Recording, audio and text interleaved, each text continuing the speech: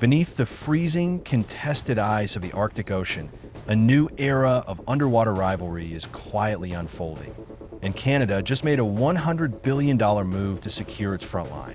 For months, the defense world watched a clash of shipbuilding titans. South Korea's deep-water Leviathan, the Hanwha Ocean KSS-III, going head-to-head against Germany's ultra-stealth Phantom, the TKMS Type 212CD. Yesterday, the Canadian government finally made its choice, ending years of speculation.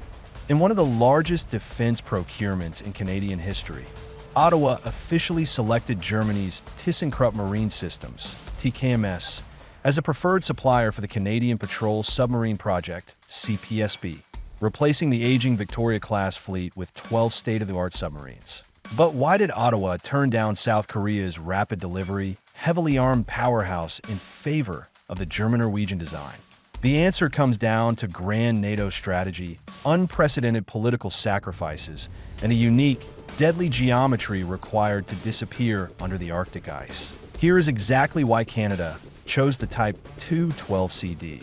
Canada has a massive coastline spanning 3 oceans, but the most critically contested domain for Ottawa today is the Arctic. With rising geopolitical tensions and increased Russian undersea activity, Canada required a submarine natively designed for extreme northern climates. Joint Northern Design.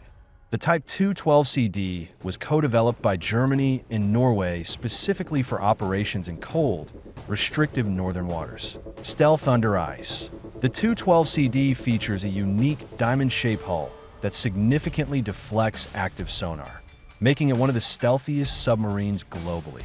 Under ice endurance, combined with advanced air-independent propulsion, AIP, utilizing hydrogen fuel cells and next-generation lithium-ion batteries, the submarine can remain submerged and undetected for extended periods under the Arctic ice cap. While the South Korean KSS-III is a formidable deep-water ocean vessel with impressive long-range capabilities, the Type 212CD's native engineering for the exact operational environments shared by Canada and Norway tipped the scales. The CPSP was not just a commercial defense purchase.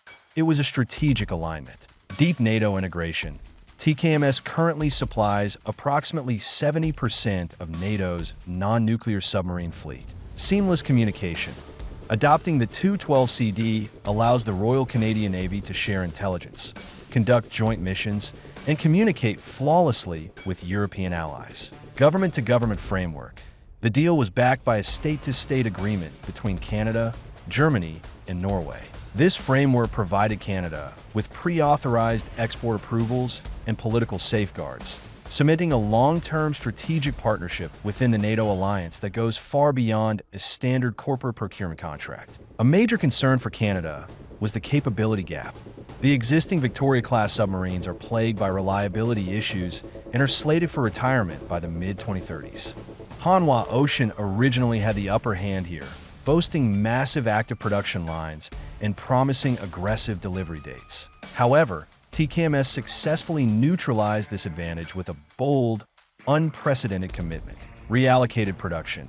TKMS and the German government pledged to reallocate boats straight from existing German and Norwegian order books. Earlier deliveries.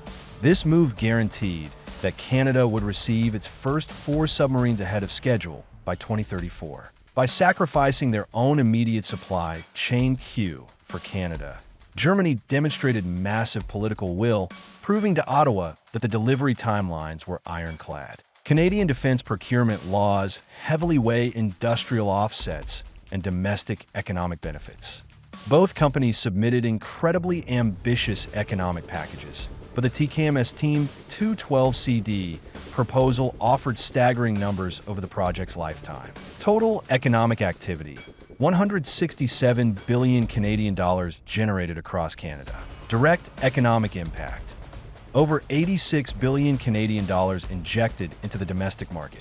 Job creation: more than 650,000 job years over the lifespan of the project. TKMS built an integrated national partner network involving Canadian research institutions, Indigenous businesses, and regional manufacturing hubs, promising to revitalize Canada's maritime supply chain in the process. To truly understand the dividing lines between these two incredible engineering marvels, it helps to put them head-to-head. When comparing their primary advantages, South Korea's Hanwha KSS-III was a heavyweight brawler.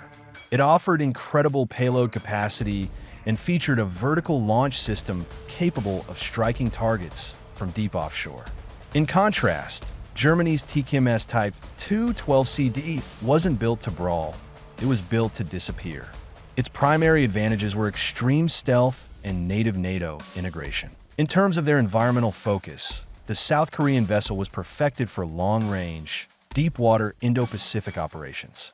The German-Norwegian design, however, was heavily optimized for the harsh, restrictive, and freezing conditions of the Arctic and the North Atlantic. Interestingly, both submarines were evenly matched when it came to propulsion.